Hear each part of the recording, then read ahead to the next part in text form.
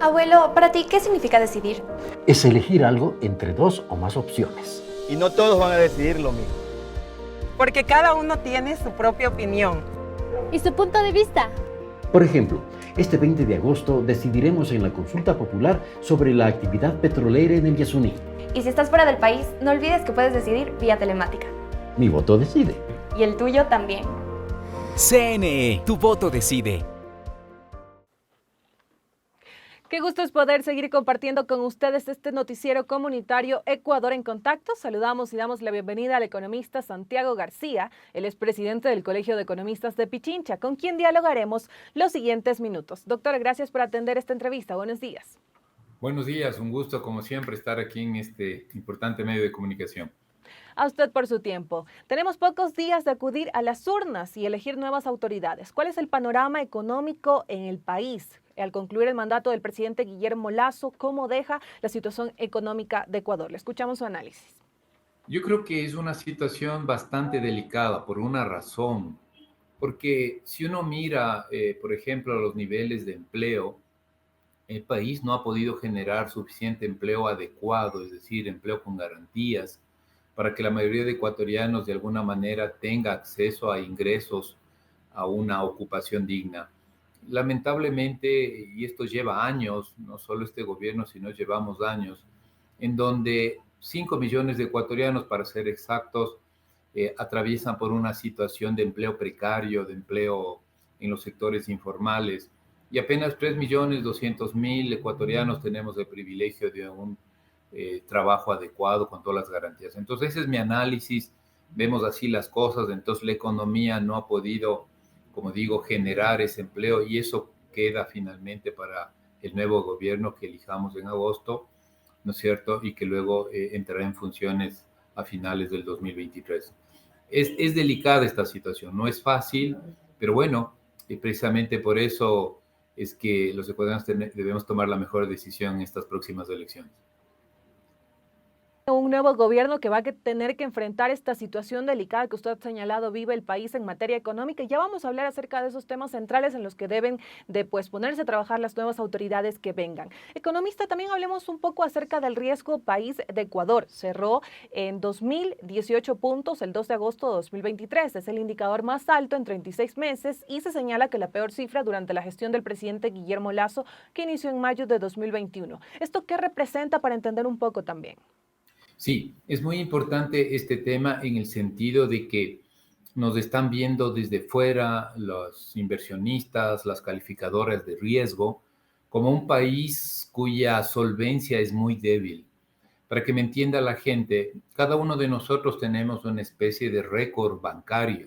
Yo, usted, los ciudadanos que nos ven, nos escuchan, de alguna manera tenemos un récord bancario, es decir, cómo he llevado mis cuentas, cuáles son mis ingresos, si mi empleo es duradero o no, si voy a poder honrar mis deudas con la banca, con las cooperativas de ahorro y crédito. El Ecuador también como una persona tiene un score bancario, tiene una especie de medición de su riesgo, de que si va a poder cumplir o no sus obligaciones en el exterior. Y este momento, lo que nos están diciendo desde fuera del Ecuador es que ese riesgo del Ecuador es de 20 puntos. 20 puntos es una cifra muy alta, es decir, un 20% de posibilidad de que no podamos cumplir nuestras obligaciones. ¿Cuáles obligaciones? Cuando el Ecuador se endeuda en el exterior, cuando el Ecuador pide crédito en los mercados internacionales, entonces nos están diciendo este país, su solvencia es muy delicada. Y ahora ya tenemos lamentablemente la medalla de oro en ser el primer país, uno de los primeros países en el más alto riesgo financiero que acabamos de decir, de riesgo de solvencia financiera frente a las obligaciones en el exterior. No es buena noticia, nos complica mucho. El país va a tener que tomar deuda internacional, eso es cierto, venga quien venga. No es que el Ecuador tenga unas finanzas públicas ya completamente en orden, tenemos necesidad de financiar cierto gasto, se ha bajado mucho la inversión pública, pero entonces ahora hay que decirle a los candidatos, usted va a recibir un país en donde para pedir prestado mínimo, nos van a cobrar 20% de interés. Imaginemos, el Banco Mundial, el BID están prestando al 4%. Si queremos pedir prestado a otros organismos, nos van a pedir al menos 20% más un 3% de margen, un crédito al 23%. Por eso digo, es muy complicada esta realidad y eso es lo que va a asumir el nuevo gobierno. Esto ya está ahorita, este momento, como bien lo menciona, estamos en 20 puntos de riesgo país. Doctor, y usted nos ha explicado un poco acerca del aumento del riesgo país, lo que significa para poder entender, y ha señalado que nos complica mucho en algunos aspectos. ¿Cuáles serían esos aspectos también para entender de mejor manera la situación económica que está pasando el país? Una cuestión directa es, por ejemplo, el financiamiento internacional. Si Ecuador quisiera colocar bonos internacionales, porque de esa manera nosotros entregamos bonos soberanos que se llaman bonos del Ecuador, y a cambio recibimos capital, ¿no es verdad? Préstamo o inversión. Entonces, 20% me dice que este país es muy complicado, su solvencia, su capacidad, solvencia significa la capacidad de honrar nuestras deudas, es muy débil. Entonces, si te presto dinero, nos dicen mínimo al 20%. Perú tiene un riesgo país de exactamente 3 puntos, Colombia tiene un riesgo país de 5 puntos. Nosotros tenemos 20 puntos o 20%, para decirlo de alguna manera, para hacerme mejor entender. Entonces, el financiamiento que nos puede venir desde el exterior va a encarecerse.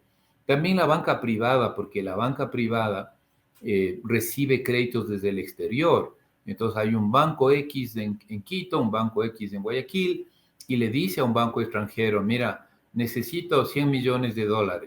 Y le va a responder, perfecto, yo te doy 100 millones, pero aquí veo que el riesgo país en donde tú estás es alto, así que voy a tener que cobrarte por esos $100 millones una tasa de interés alta. Entonces, la banca nacional que pueda recibir ese dinero, que podría recibir, va a tener que también cobrar un interés alto a los ecuatorianos. Entonces, más o menos se sabe que del movimiento del crédito nacional, lo que los bancos mueven aquí en el Ecuador, aproximadamente un 5, un 6% proviene de fondos del exterior. Me refiero siempre al sistema financiero nacional. Entonces queda claro de que esto encarece el dinero en el Ecuador. Y eso nos preocupa porque lo que necesitamos es que la economía fluya, lo que necesitamos es que haya mayor inversión, lo que necesitamos es que haya mayor producción.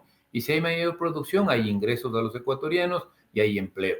Pero estamos justo en el camino contrario, ¿no es cierto? Por eso nos preocupa mucho, sobre todo a los economistas, en el sentido de que vemos con mucha preocupación, muy preocupados, este deterioro de la economía ecuatoriana. Encima, no ayuda a la economía internacional está muy alicaída, muy débil, y encima más esperamos un golpe que esperemos no sea demasiado fuerte, pero ya sabemos que se nos viene el fenómeno del niño que va a exigir dinero.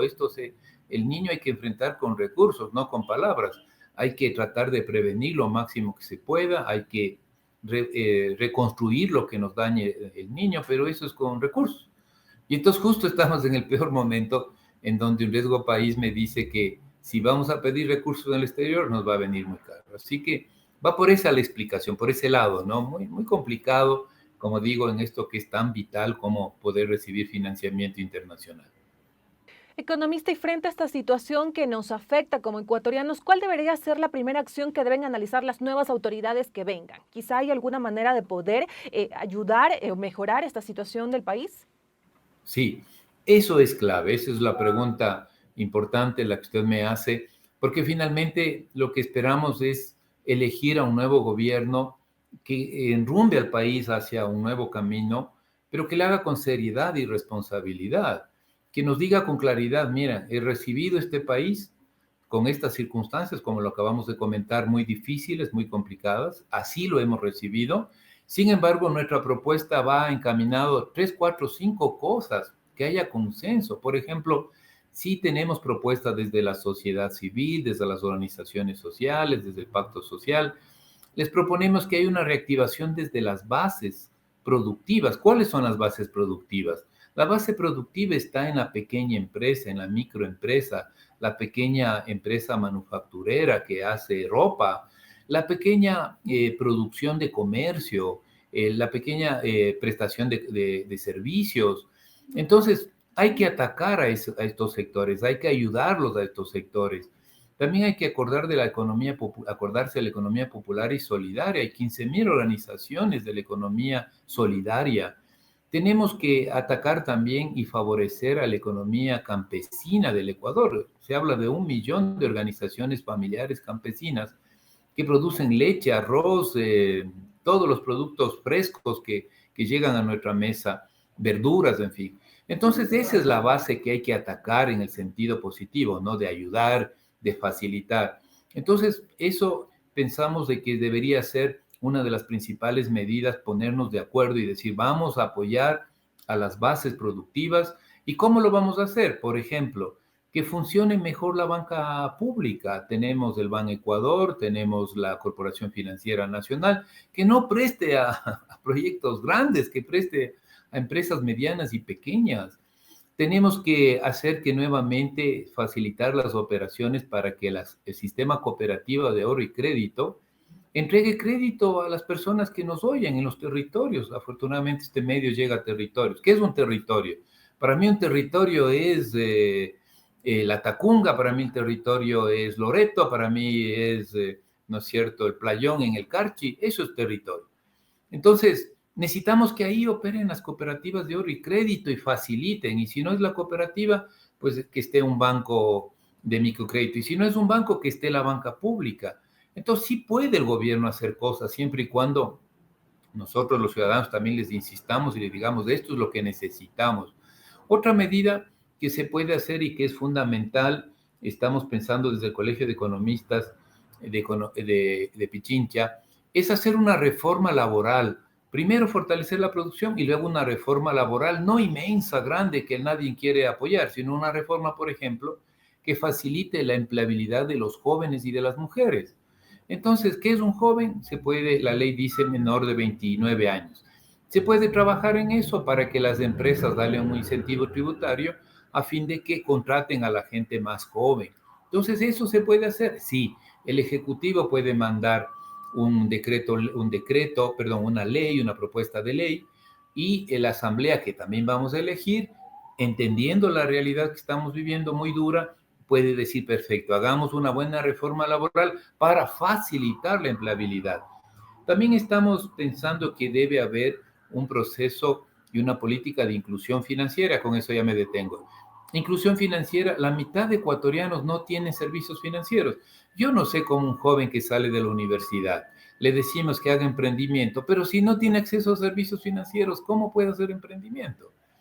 Entonces, esas son las cosas, menciono un par de medidas que sí las podemos hacer.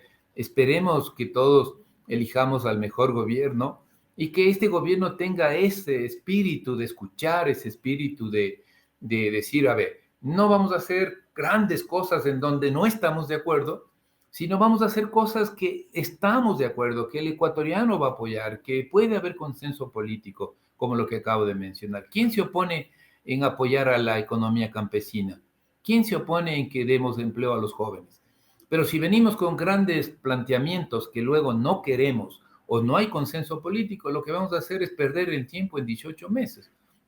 Entonces, esa es mi forma de pensar, así que esperemos que el que gane la presidencia pues venga con ese nuevo talante, con ese nuevo espíritu de trabajar por nosotros, por la gente, trabajar por las provincias, por los cantones olvidados de este bendito país, ¿no es cierto? Pero con ideas como la que estamos planteando, que nace de nuestro trabajo, porque escuchamos a la gente, porque escuchamos al resto de profesionales, y eso es un poquito nuestra forma de entender la realidad económica y social.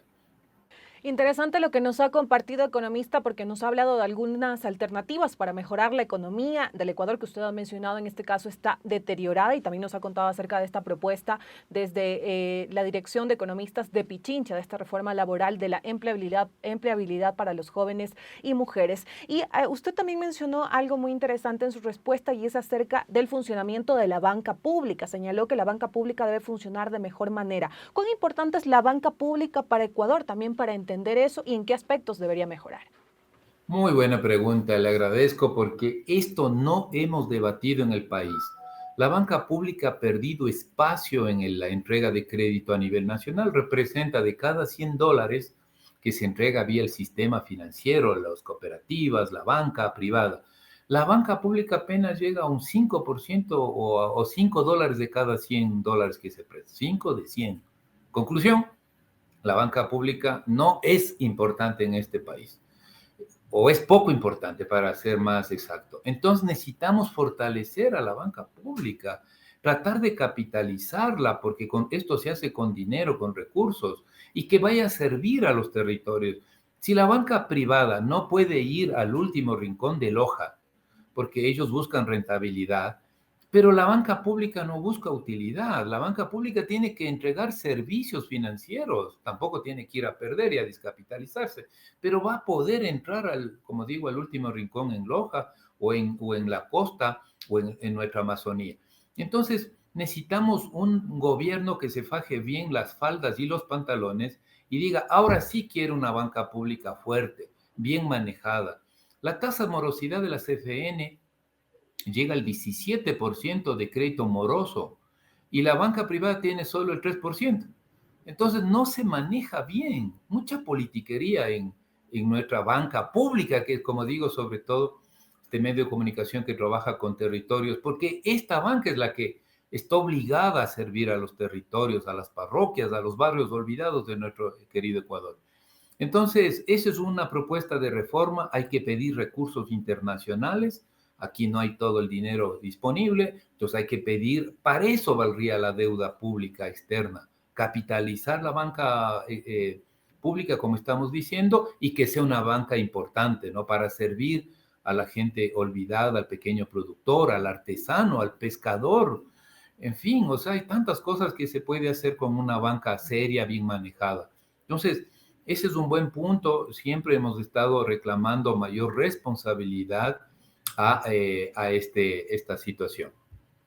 Perfecto, le agradecemos, economista Santiago García. Esperamos tenerlo en una próxima oportunidad para poder ampliar ese análisis económico sobre la situación que está atravesando el país. Muchísimas gracias por su tiempo para los medios comunitarios de Corape. Muchas gracias. Yo siempre aprecio la invitación de Corape porque me parece que podemos llegar a mucha gente que a veces no tiene las posibilidades a través de otros medios de informarse y de recibir una opinión. Yo le agradezco muchísimo y siempre un honor estar aquí. A usted por su tiempo y por ese análisis. Amigos y amigas, nos vamos a una pausa. Ya regresamos en este informativo comunitario de la Red Corape.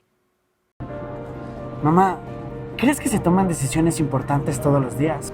Bueno, sí, decidimos todos los días. Pero las decisiones importantes tienen fecha y momento exacto. Por ejemplo, este 20 de agosto únicamente la ciudadanía empadronada en el Cantón Quito Decidirá en la consulta popular sobre las actividades de minería metálica en el Chocó andino. Y esto no pasa todos los días. Mi voto decide. Y el tuyo también. CNE, tu voto decide. El verano de las artes, cultura y deportes llegó. Hasta el 30 de septiembre disfruta de conciertos, festivales, ferias que llegan a los barrios, a las plazas y calles para reavivar el orgullo de ser quiteño. Vive Quito, vive el verano de las artes. Quito renace. Autorización número 3153. Elecciones anticipadas 2023 y consultas populares Yasuní y Chocó Andino.